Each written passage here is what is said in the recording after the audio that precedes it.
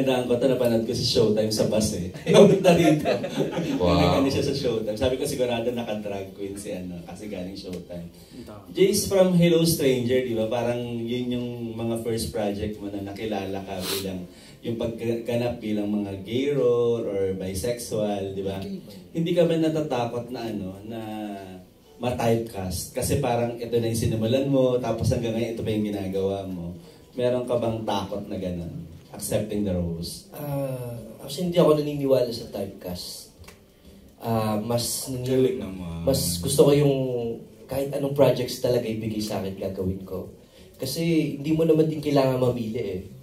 Lalo na kung bilang actor ka, like kung sobrang nag-ano ka sa craft mo, sila na mismo yung magbibigay. Like ako, nagmamanifest ako ng mga character na nakukuha ko. Nagugulat ako na like from sa Don Bell, tapos yung Hello Stranger, tapos Drag Queen. Gusto ko lang siya habang pinapanood ko, tapos na-attract ko siya hanggang sa makuha ko yung projects. Kaya sobrang grateful ko kay Lord na bawat wish ko natutupad. So, kung bigyan man ako next character, sana yun. Of course, alam naman natin na, siyempre, we will veer away muna from drag, from gay. Papunta tayo dun sa ultimate leading man path niya. Ito, nagawa niya na, di ba? At an early stage, nagawa niya. So, babalik naman siya dun sa core niya, which is leading man, heartthrob, ganyan. Go ahead, Alan. JC, any dream role? Any dream role na gusto mong tahakin? Maging stars photog. Charo. Go ahead na. Kasi yun ang handle niya sa YouTube, star photog. Siguro yung mga may psycho, psychopath, ganun. Gusto ko yung medyo weird na. Yung Never mo pa nagawa? Never pa po. At 3 years, 2019, 22, 23, 20. 3 years, 4 years. Aga pa naman. Ganun po.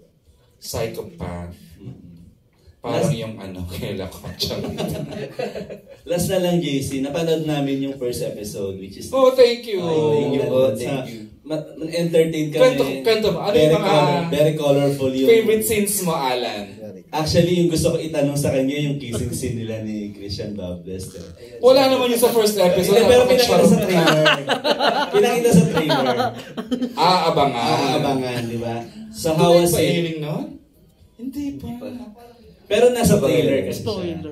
Magawa ka ng kwento. Hindi mo napanood. Sera. Di ba? Gusto mo lang ganon? Okay, go ahead. Ha? Anong sinasabi? Andun. Ay, redeem niya sarili niya. Kasi sabi ni Ice doon, very memorable yung kissing scene ni Romnick doon sa episode, di ba? Yung nag-kiss sila. Sabi naman ni Romnick, it's natural doon sa mag-asawa na mag-kiss, di ba? Pero kayo, how was it yung eksena nyo? Yung preparation, nag-usap pa kayong dalawa ni Christian about that? Without preempting or pag-spoil, anything na pwede mong i-share kasi kinikilig si Kuya Alan mo dun sa halikan ni Bables. Sobrang mixed emotion kasi nung kissing scene na yun. So... Hindi drag ba yung halikan niya? Hindi. Ito naman lalaki? Jason. Jason. So, abangan nyo na lang siguro kung kasi sobrang bigat din nung kissing scene na yun. So, ayoko sabihin lahat. Siguro sabihin ko na lang mabigat yung scene na kissing scene na yun. Pero alam ko nasarapan si Kuya Christian.